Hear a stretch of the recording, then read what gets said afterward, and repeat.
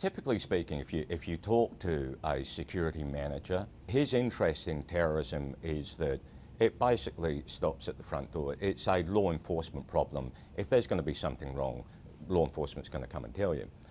The homegrown extremism is a bit of a game changer there, where is it becoming an issue for security managers now to understand how that works and building on that, the idea of the insider threat? A good question, not one that I've looked a lot into, but let me put a couple of things.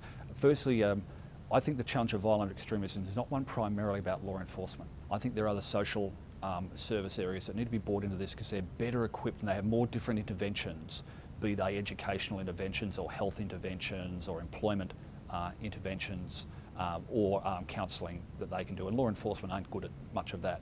When it comes inside the gate, I think they're going to quite rightly be looking at, well, how does this affect me? And I think that's probably reasonable, unless it's something quite overt, which if it's overt is probably going to become a threat to their company either through reputational damage or through the potential for a direct attack.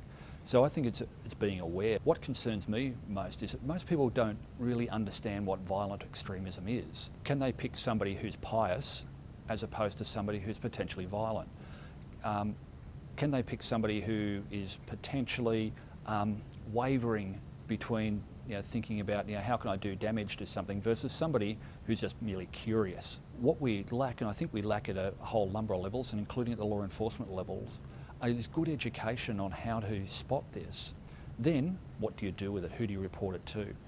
Most people wouldn't necessarily want to go out and report it straight to the police. It would attract attention, it could be potentially unfair and very damaging to their business. So who can they talk to? Are those referrals out there, and do security managers know who they are?